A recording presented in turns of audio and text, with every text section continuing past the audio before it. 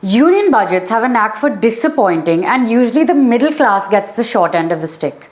But with the 2023-2024 round the corner, everybody from industry leaders to the salaried is hoping for a pleasant surprise from our Finance Minister, Nirmala Sitharaman.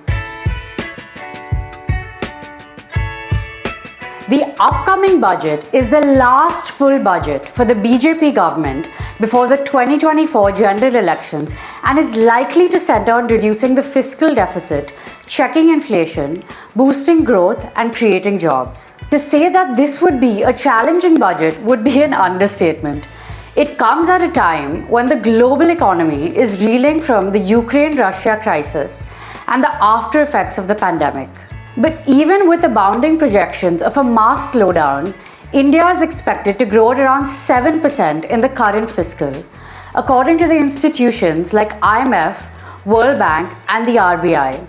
In fact, in 2022, the Indian stock market registered a positive growth despite almost all its counterparts in Europe, US, China, and Southeast Asia floundering. So can this year's budget help India take resolute strides towards becoming the world's third largest economy by the turn of the decade? Will the Union Budget 2023-24 provide an impetus to India's growth story amid weak global cues? Even more pertinently, what sectors and policy changes should investors watch out for? Let's take a look. At first, we have income tax. Many have urged the government to increase the tax exemption limit under Section 80C from the existing Rs 1.5 lakh to Rs 2.5 to 3 lakh per annum. Such a measure would also motivate people to invest in equity-linked savings schemes or ELSS and mutual funds. Moreover, the deduction limit has not been revised since 2014. Second, we have LTCG and STCG tax relief. Capital gains tax was abolished in 2005 and was reintroduced by Finance Minister Arun Jaitley in the 2018 budget. A popular demand of stock market and mutual fund investors is to do away with the 10% LTCG tax on the sale of equities over Rs 1 lakh in a financial year.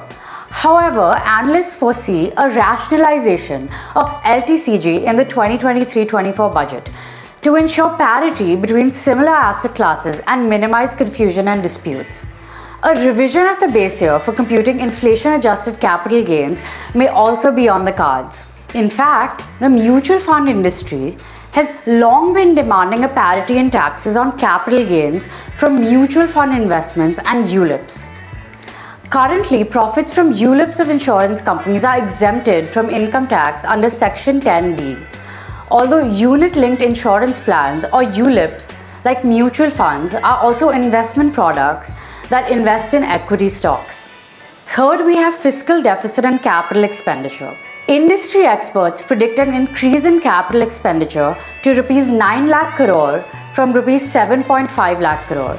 The focus is expected to be on high-volume job-creating sectors such as infrastructure, manufacturing, and tourism. At the same time, the Finance Ministry is confronted with the unenviable and contrarian task of lowering India's fiscal deficit, which witnessed an alarming post-COVID spike.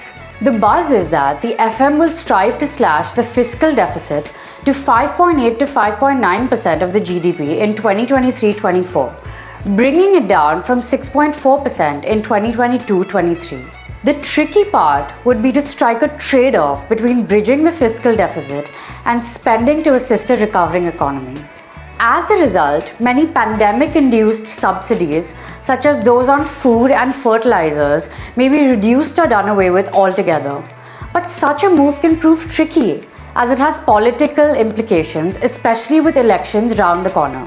So the key sectors in focus are, first we have manufacturing. Due to increasing tax receipts, the government may be in a position to give a push to the infra sector. The PLI or Production Linked Incentive Scheme could be extended to sectors like specialized steel and consumer durables. This would galvanize the manufacturing sector, slash imports, increase exports, and generate employment. Semiconductors. A fresh COVID outbreak in China and the resultant shortage of semiconductors has put India in a good place to play a major role in plugging the gap in the global markets.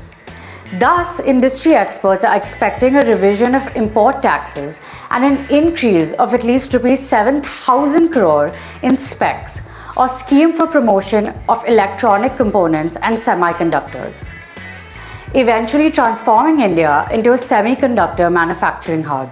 Green energy or power. In view of the current supply chain gap in the energy sector due to the Russia-Ukraine conflict, the centre is expected to take a big step in reducing its heavy dependence on coal by 2023 and invest more in the renewable energy sector. The government is also tipped to promote power generation, transmission and distribution and facilitate the adoption of ESG mandates. Electric vehicles. While a first cousin of green clean energy, electric vehicles now merit a discussion of their own.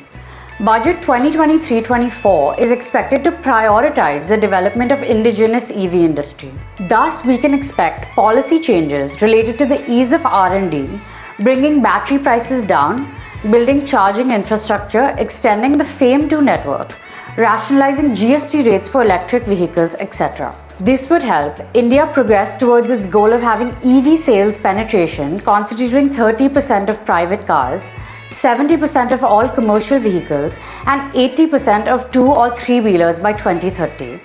Railways. The buzz is that the Finance Ministry might go for a record allocation towards the modernization of railway projects and introduce as many as 500 new Vande Bharat trains. Other sectors. Rising tensions between India and her neighbours may warrant a heavy allocation towards the defence sector with special SOPs for Make in India ventures. The rural sector would also be in focus with an aim to develop infrastructure, revive demand, create employment and reduce distress.